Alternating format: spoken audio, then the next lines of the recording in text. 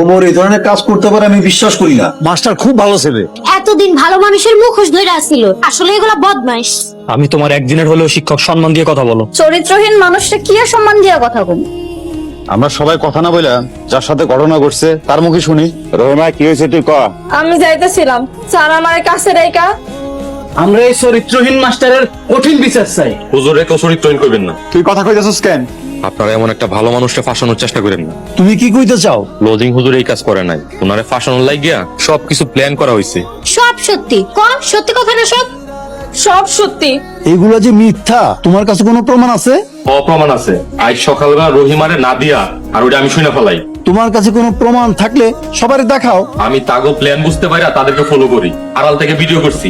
এই মোবাইলে সবকিছুর ভিডিও আছে, আপনারা দেখেন। আপনার কাছে এইসব আশা করি নাই। আপনার ছেলে মেয়েগুলি এত খারাপ? রহিমা, এসব কি? তুই ওমরের নামে কেন মিথ্যা কথা কইছস? নাদিয়া আপা আর বাবুল ভাই মিলা আমার এইসব করতে বাধ্য করছে। আমরা এসবের বিচার চাই, আমরা এর কঠিন বিচার চাই। নাদিয়া সাদিয়া হয়ে আমি তোমার কাছে মাপ চাইতেছি। আমি সিদ্ধান্ত নিয়ে ফেলেছি, আমি আর একটা মুহূর্তে বাড়িতে থাকবো না। তুমি যাও না, তুমি চলে গেলে আমার খারাপ মায়ের দুইটারে মানুষ করবো কে? ওরা তো আরো খারাপ হয়ে যাবো। আপনি কেন বুঝতেছেন না? আপনাদের এই বাড়িটা পাপের আখড়া হয়ে দাঁড়াইছে। আমার এই বাড়িটারে ভালো বানানোর দায়িত্ব তো তোমার। আপনি কোনো কথা বলে আমাকে আটকাতে পারবেন না। স্যার আমার মাফ করে দেন, আমি অনেক বড় অন্যায় করে ফেলেছি। তুমি আমার চোখের সামনে থেকে যাও। আপনি মাফ না করলে আমি যাবো না। বাড়ির পরিস্থিতি সবকিছু তুমি জানো, আমার ভালো লাগতেছে না। যাও, চোখের সামনে থেকে যাও। আপনি মাফ না করলে আল্লাহ আমার মাফ করবো না। চোখের সামনে থেকে যাও বলতেছি, যাও বলতেছি। আপা কি করতে গিয়ে কি হয়ে গেল?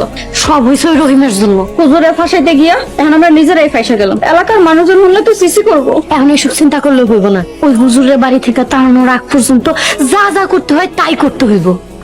তুই আমার সন্তান, এটা ভাবতেও আমার লজ্জা লাগতেছে। তোগো জন্য এই বাড়িতে একদিনের বেশি একটা মাস্টারও থাকে না। আপনার কারণে হুজুরে এত কষ্ট দিতে বাধ্য হয়েছি। আপনারা কেমন মানুষ? এখনই যা হুজুরের কাছে মাপ চাবি। আমি ওই স্যারের কাছে মাপ চাইতে পারবো না। আমিও মাপ চাইতে পারব না।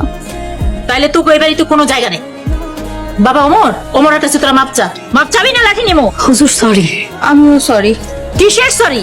ভালো করে মাপ চা। আমারও মাফ করে দেন। বাবা ওমর, মা হয়ে আমি তোমার কাছে মাপ চাইতেছি, তুমি যাও না। আব্বা, রহিম রে নিয়ে আইছি, ওরে কি করবো কও। চেয়ারম্যান সাহেব, আপনি আমার মাফ করে দেন। তোর কোনো মাপ নাই, বল ওরে কি শাস্তি দিম?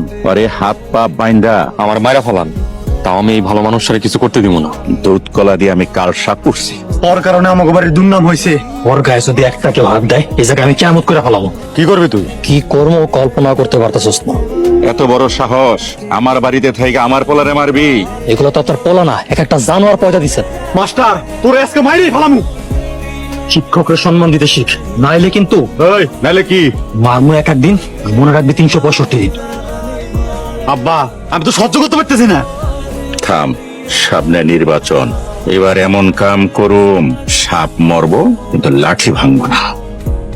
ভিডিওটি ভালো লাগলে লাইক, কমেন্ট, শেয়ার করে চ্যানেলটি সাবস্ক্রাইব করুন। আর সেই সাথে এই ভিডিও সম্পর্কে আপনার মূল্যবান মতামত জানাতে ভুলবেন না। কিন্তু ধন্যবাদ।